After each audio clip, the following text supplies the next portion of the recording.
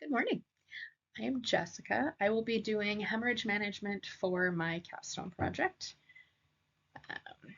So we'll get into it. I am a Stop the Bleed instructor, have been for about 3 years. So just a couple of my classes that I've done throughout the last few years. I've done classes for our fire department and the surrounding fire departments. I believe there are 5 of them for the last few years. I've talked to school teachers, I've talked to high school students. Our power company, every single company vehicle has a Stop the Bleed kit in it. I've got a pheasant hunt that I will do. I've done it now 2 years in a row, and there are over 100 kids at each one of those between the ages of 13 and 18 that now have tourniquets in their hunting bags. So that is a really good thing. Our dairy farm here has employees who all have Stop the Bleed kits, so kind of a big deal. Um, so you guys know bleeding is the #1 cause of preventable death. 40% is the amount of deaths that are due to bleeding that could have been prevented. Training can be used anywhere. This training can be used at school, it could be used at home, it can be used in your deer stand, it can be used on a fishing trip, the side of the road, anywhere that somebody could possibly get injured and be bleeding is where you can use this training, or the tourniquets, or any of the skills that you're going to learn. Uh, so the very first thing that you're going to need to do is identify the source of the bleeding. If you don't know where you're bleeding or the person is bleeding, you can't stop it. So #1 is you're going to look to see where are they bleeding, how bad is it, and what do I need to do. So if your wound is covered by clothing, you're not going to be able to visualize all of those injuries because you can have more than one. So generally we want to cut the clothing at least enough so that we can visualize the injury. If there's a gunshot wound, you're going to see an entrance wound. Some people might miss an exit wound, and that one can be bleeding just as much, if not more, than the entrance is. So we want to make sure we can visualize that and see where that is, and then recognizing that it's a life-threatening bleed is going to be very important because you need to move fast. Managing the bleeding is going to be your next most important task. Initially, you're going to put pressure on it. If pressure is not going to stop that bleeding, because for this particular training, it's not going to, then you're going to move to packing, and we will talk a little bit about packing the wound. What you're going to end up doing is placing your gloved finger into the wound. You're going to find where that artery is and put pressure against it, and you're going to start packing gauze into the wound, and I will show you that here in just a minute. You're just going to continually pack that gauze up against the wound. You're going to make sure you don't pull your fingers out, because if you do, the pressure behind that bleed is going to push the gauze right back out. Preferably, you should be using a hemostatic gauze. If you don't have it, you're going to use whatever you've got. We're not generally too worried about infections at this point because we can give antibiotics, we can clean out a wound. We can't fix it if you've lost all your blood. Okay.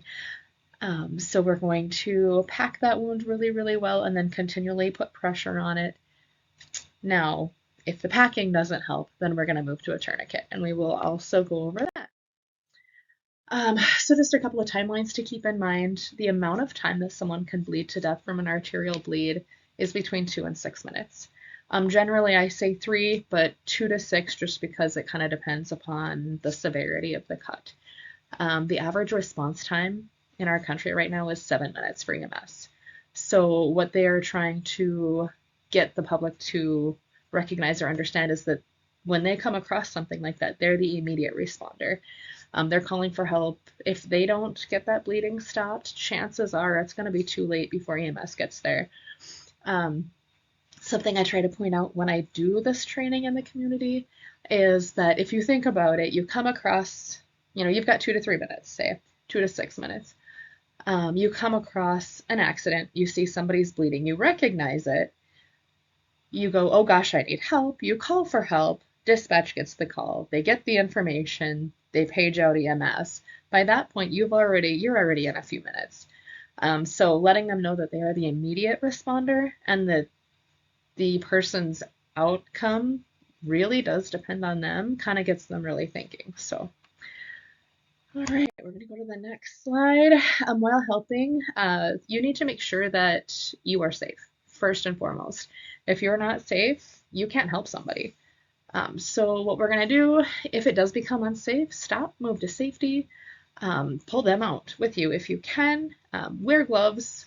We always like to say you always have gloves, but if you come across something and you don't have them, you got to do what you got to do. If you are exposed, make sure you talk to your primary care provider, wash really well, follow all their recommendations. So once you've recognized life-threatening bleeding, you are going to obviously call for help. Look at the injury, put pressure on it. We've already talked through that. Go through the packing. After you pack, you put more pressure. So we're going to go ahead and go to the next slide here. Okay, so here's what we're going to do. We've got our injury right here. You're going to take your gauze. You're going to put it inside of this injury or this laceration. You're going to take one hand and you're just going to feed it in, making sure to keep the pressure inside of this injury all the time.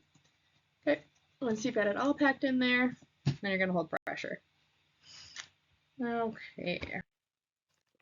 So if pressure and packing aren't stopping that bleeding, what are we going to do next? We're going to use a tourniquet, right?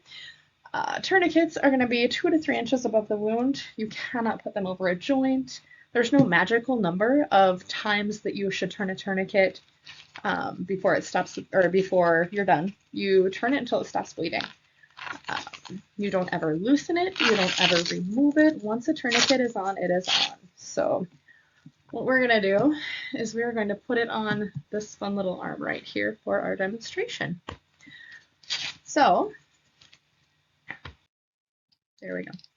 All right, so you're going to go 2 to 3 inches up above the wound. So let's see here.